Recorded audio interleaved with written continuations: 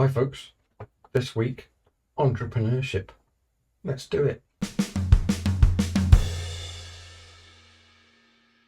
So you might be thinking to yourself, well, there's no point in me studying this because I don't want to be an entrepreneur. I just want to go and work for somebody else. And this may well be true, although it may not. In the future, who knows? Anyway, finding out about how things start up is always a good thing. It's always interesting anyway, and it's always good from the point of view of finding out or discovering or understanding why things are the way they are in some businesses. So let's find out what it's all about, shall we? First question, what's an entrepreneur? Let's see. Basically, despite all of the fancy history stuff that I've put on the slide for you, which is also always interesting anyway, Frederick the Great and all that, an entrepreneur is somebody who sees an opening, sees a need, sees a chance in some industry or other, and starts up a business in that space. So what does it take to be an entrepreneur? Well, you have to start with the idea, obviously. But it pays to be very ambitious because you're going to hit lots of bumps in the road. And it's worth keeping on so that you get to where you want to be, which is success, right? That's what ambition's all about. It helps to be independent because obviously you're going to be starting a business on your own, possibly with others, but mostly on your own. And you're the one where the buck stops. Coupled with ambitious, self-confidence is always good. So that's me out then.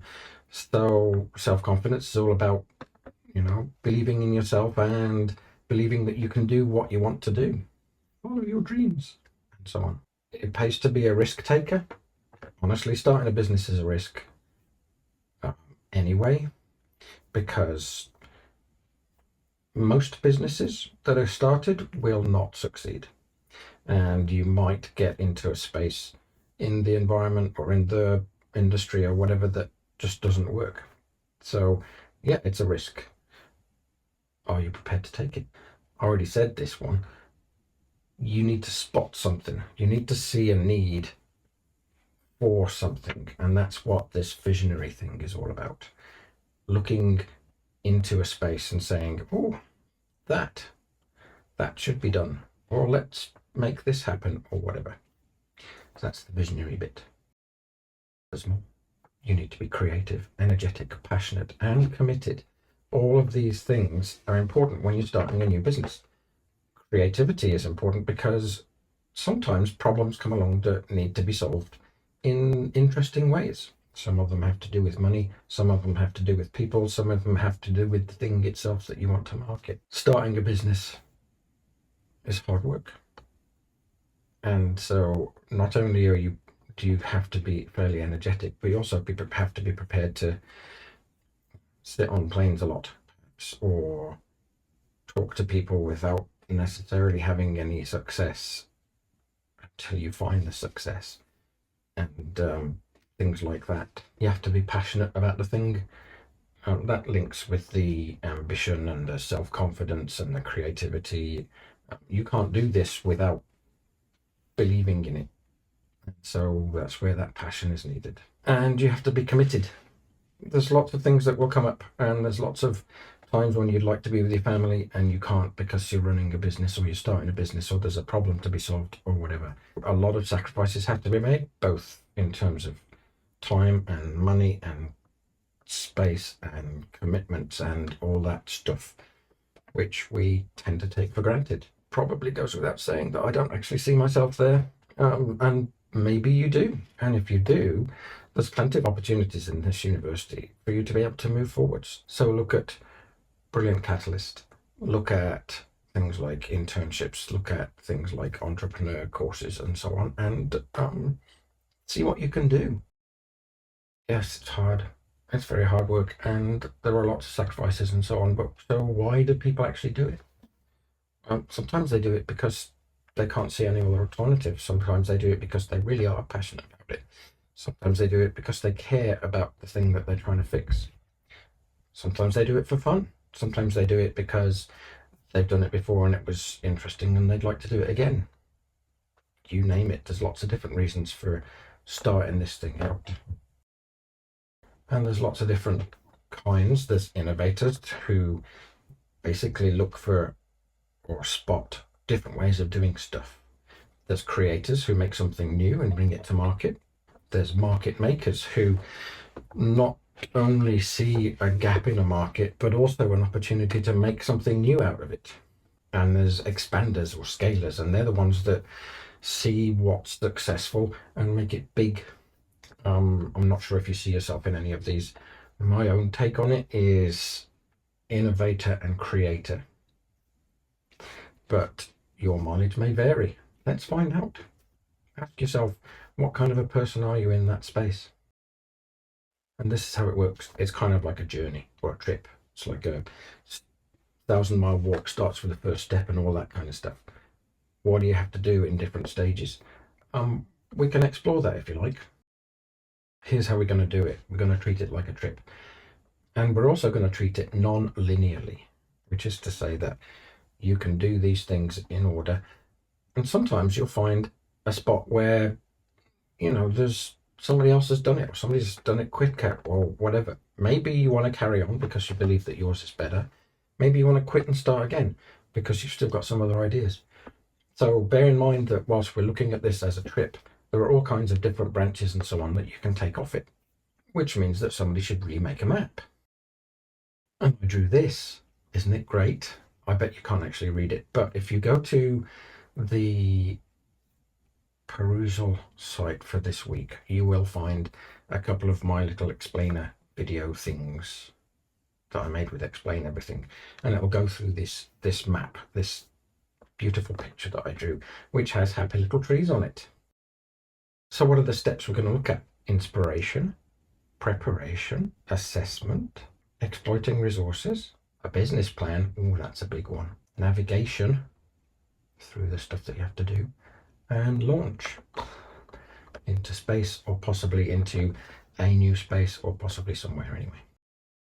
Inspiration is like that light bulb going off in your head about something. You get excited about something, what something is that you can do to make things better or to do things in a different way. And you need to have a bunch of imagination to be able to do that. You also need to have a quite deep knowledge of the things that you're looking at, or some experience with that particular market somehow. So I've got a few steps here for you, or kind of things here for you that make it interesting, and lots of questions that you have to ask yourself, like, is somebody else doing it? Why is this thing the best way to do it? Why is this a new way to do it? Are other people doing it better or differently? Why does yours make a difference? Who do you want to sell it to? What's your target market? We talked about target market back in the marketing thing, but if you haven't got a target market, you're not going to be able to sell it because you don't know who to sell it to. And if you think you've got a target market, talk to them. Find out what it is that they want. Find out what it is that you can give them that they actually need, not just what you think that they need. And then find out if you can actually make this thing. How much is it going to cost you? Where might you be able to do it? All those kind of interesting production type questions. The last thing you want to do is to make something and then have somebody copy it and sell it cheaper. So how can you protect that? How can you protect your idea or your thing or your software or your interface or whatever it is that you're doing? Then does it actually help what you want to do move forward? If you've got a business already, does this innovation help it? Does the innovation push things forward for you? Can you communicate it nicely and easily to somebody? Because you might have to be sitting in front of a bank manager saying, please lend me money, please lend me money, please lend me money because I need to do this thing and I haven't got any. And you need to look at the timeline for the thing. What is its, we talked about the timeline of things in the marketing thing too. It's like, what does it look like? What does this timeline thing look like? How is it going to evolve over time? Can you make it better? Can you bring new bits out for it? Can you, whatever to make this thing last. And if you can put those kind of plans in place, are they feasible? Where is your target market? How will people buy the things that you want to do? What are the other things that are involved with actually making this thing that you're inspired about happen? The next bit is preparation. It's all about preparation, really, because if you're not prepared, this isn't going to go very well. You need to ask yourself questions about, are you ready? Have you got the support of the people around you, family, friends, other business people, other entrepreneurs, the society, banks, all of those things? Do you have the support? Do you have the network that you think you're going to need to be able to make this thing happen? Because if you haven't, it's much, much harder. So sit down, ask yourself a bunch of reflective questions, like the ones that are on the slide, and think about where you are in the process of becoming an entrepreneur and whether or not you can go the next few steps. If you think it can still work, ask yourself some more questions. What are the chances that it can work? What are the possibilities of making it happen? What are the pros and cons about your situation right now? And if you still want to do it, you're going to need some money. Starting a business isn't always cheap. Maybe you need to hire people. Maybe you need to put food on your own table. Maybe you need to put some prototypes out there. Maybe you need to market it. Most certainly you need to do most of these things. And so the resources that you have, there's money, there's time, there's people, all of these things are important. And when you've got these things in place, if you think you've got these things in place, think about the design thinking aspect of it and maybe make a little prototype to send out to people and say, hey, what do you think? What do you think of this? Ask them what they think, especially ask your target market. Actually, I think what we're going to do in the last week is talk about design thinking, because it's an interesting kind of segue off this one. And you need to make a business plan. Oh, yes, you do. Business plans help when things go wrong. Business plans help you to go to funders, for example, and say, I want to do this. Can you help me? They're all going to want a business plan. What's in it? There's a bunch of things that are in it: executive summary, marketing plans, operating plans, so on and so forth. Basically, what you're doing is telling a story about the thing you want to do, what it's worth, when you can do it, what you need, and what the steps you're going to take are to make it happen. And when you put that in front of people, people know that you have actually thought about it. And when you come to bumps in the road, you can refer back to it and see what it is that you needed to do next. Because it's a journey, right? And if you've got this little map, this little business plan to help you on this journey, it will make a difference. There will be obstacles. Think about what they are. Think about how you're going to get over them. Use the business plan as a tool to help you map your way through these things. Navigation through the whole process of starting a business or putting new things out there is always going to be full of disappointment, because it's hard work and because you might not get it right first time, and that's okay.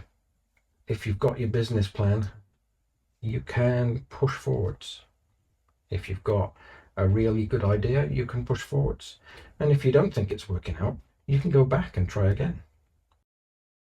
And then you launch. This is the bit where you make your business happen. And like the slide says, sometimes you might want to do this quietly, because then you can get to market with the stuff that you want to do before your competitors actually see it. And that's a good thing, because as soon as they see it, they'll start improvising on it or innovating on it themselves, and you'll have lost your first mover advantage. So nice and quiet, get your stuff out there, get your business started, and move forwards. What does that mean?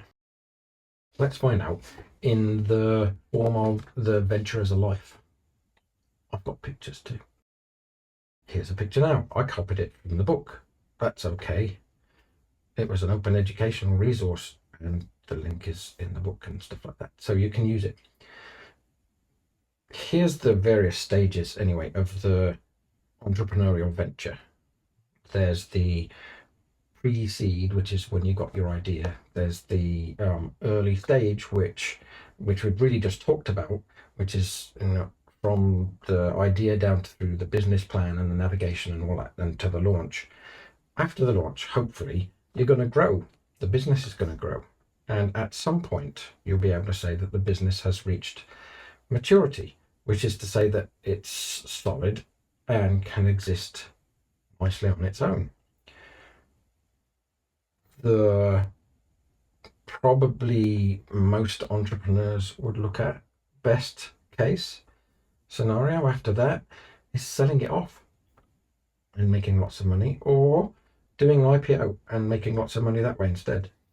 Either way, what you're trying to do is make lots of money, because that's the thing. We actually looked at this kind of a curve in the marketing thing, but it fits here too. So you've got your startup where you launch the thing and hopefully your sales are increasing through growth. And when you get to maturity, the product gets to maturity or whatever it is, then you can do this harvest thing, which is that either sell off or IPO, or maybe look for something else to do. Maybe you just want to quit and have a nice quiet life with the money you've made, or maybe you want to invest that money into something else because you've got more ideas. Lots of entrepreneurs do that, and start angel investment funds or join angel investment funds and fund new stuff, or even start new stuff themselves.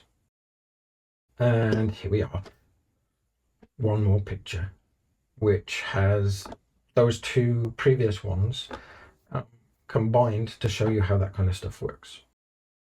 The startup phase is probably the most exciting, in that you've got lots of ideas going around and lots of ways of doing things going around, and you're not constrained yet, really. So you've got ideas development, you've got looking at the marketplace to see where the gaps are, you've got bunch of research onto what your market is, a bunch of ways of asking people for resources to be able to make this startup thing happen. It's quite exciting.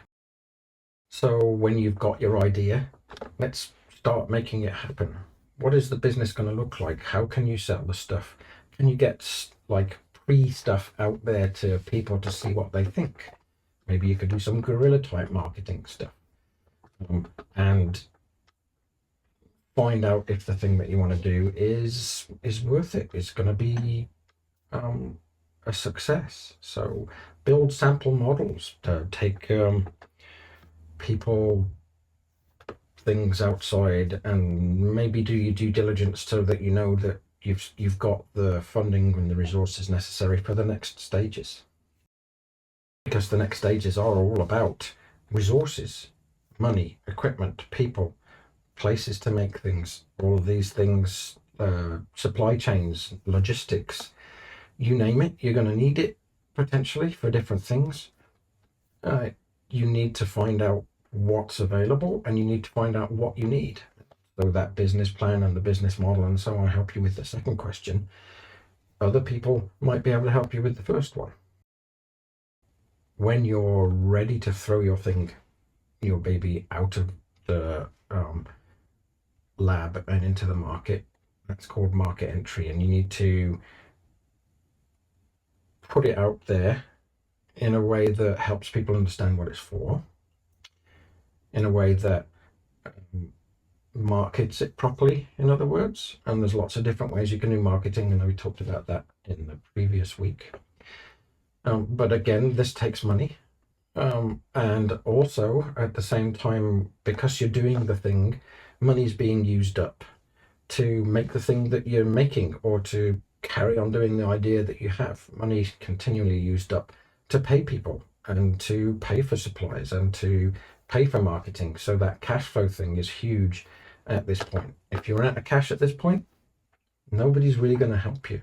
So keep it steady. Unless, of course, you're really rich already and then you can help yourself. Or know a rich friend or something. The growth phase, whilst it's not quite as exciting as the starting up phase, at least for me, is also quite exciting because you're able to see the thing that you're making, the company that you're making grow, and things happen, and all that good stuff, right? And at this point, you might, as a company, be growing so much that you need other people to help you. Maybe you need other managers. Maybe you need somebody to look after HR. Maybe you need somebody in-house to do accounting. Maybe you need better facilities so that you can grow forwards and so on. All of these things are important to help you grow. If you find that you're not growing the way you should or the way you thought you would, ask yourself why. Maybe you're not marketing it right. Maybe you're not targeting the market properly. Maybe it's a different market altogether. Figure it out, adjust, and keep trying. In maturity, the business is ticking along. You don't actually have to do too much.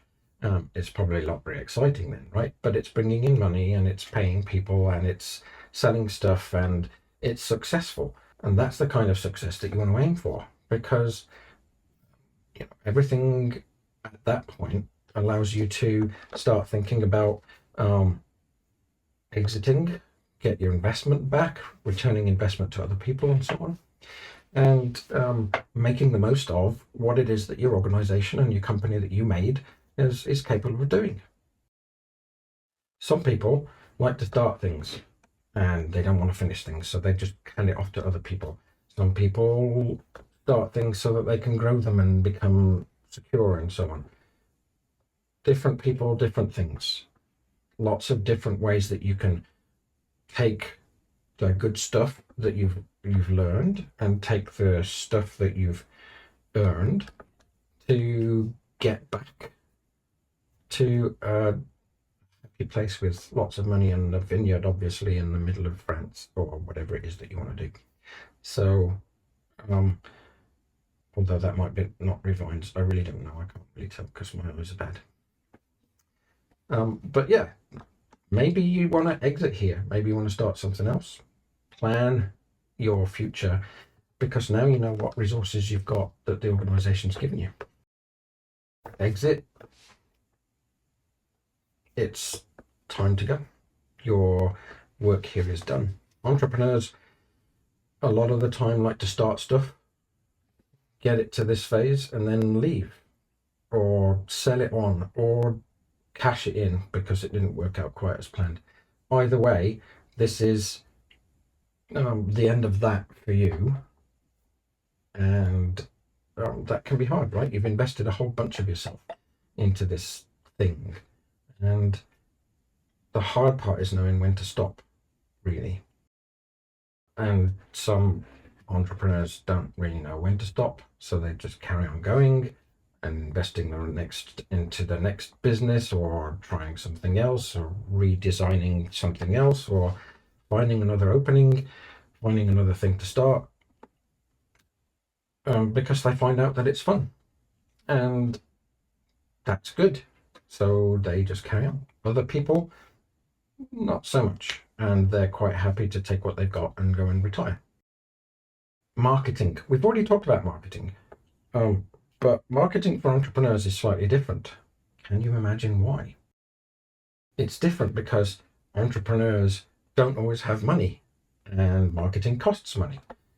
But you need to market. So how can you get over the fact that you haven't got the money to be able to do the things that you need? There's some ideas for you. The first and most obvious elephant in the room is the internet.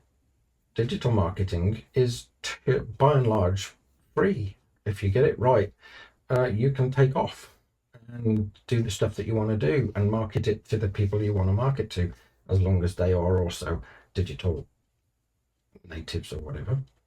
Because managing that and putting that out there, for example, in social networks and so on, Doesn't necessarily have to cost you very much. You might want to hire somebody to do that marketing bit for you, but that doesn't have to be huge billboard type stuff, because it's online and it's basically, as free as you can get it. To reinforce the fact that marketing for entrepreneurs is different, here's a little chart for you. There's traditional marketing, which we've talked about, the P's and the where to put stuff and target markets and so on. Entrepreneurship, similar in that you've got a target market and so on, but you need to do this with fewer resources. You need to invent different ways of doing stuff. You need to be there for your customers in a way that is more personal than you would be in a larger impersonal organization to market and so on. Anyway, there's a little chart. It's kind of fun. I hope you enjoy it. So what kind of things should we do? One of the things you can do is guerrilla marketing, getting stuff out there by doing special events or popping up in places and putting out flyers in different places, or maybe throwing your business card into a library book, which is kind of an interesting one if your target market is readers. But just do stuff which is out of the ordinary, because the publicity is free. That's the kind of thing that you want, to get your thing out there into the minds of people so that they know that they want it. There's relationship marketing. When you sell something, put a little note in it saying, "Thank you very much for buying my stuff. I hope you like it. Please let me know if you don't." Building relationships with your customers, both online and in the real world, is vital at this point, because they're the ones who are going to be your evangelists, if you see what I mean. If they're happy, they'll tell other people. And if they tell other people, those other people might come to you, and you can build that network out that way. Which again, writing a little letter to say thank you costs you basically nothing. You can do various different things in the digital world using various different analytics, using viral marketing, using things on LinkedIn, using things on Twitter, maybe getting somebody who knows how to do search engine optimization for your websites and for your stuff. Take the time to look at what that means and get your product out there when somebody searches for it on Google, for example, so that it comes up on the first page, because people don't go past the first page. So all of these things you can do. It's becoming more expensive at this point. We've got, in terms of cost, this one is more expensive than the other ones we've looked at, because you're probably going to have to pay somebody to do it for you. But when people are happy, they'll tell other people about it. When they're not, they will tell other people about it too. So word of mouth is a really important thing. If somebody isn't happy, that's okay. If they tell you about it and you do something to fix it, they will say that you did something to fix it, even though the product wasn't what you wanted in the first place or what was expected. But word of mouth is very powerful, especially with social networks. Here's another little chart for you, which talks about these things in one page, so you can see what I was just talking about. How exciting. So here we are at the end of this little entrepreneuring thing. We covered a few different things, like how to look at starting a venture in a couple of different ways, and what kind of marketing that you can do when you haven't got very much money and so on. Do look at, and I know my drawings are a bit rubbish and my writing is probably even harder to read than it should be, but have a look at those little entrepreneurship movies that I made, because they take you through this in a slightly different way, and I hope you enjoy them. And next week, I can't remember what we're going to do, so it's going to be fun.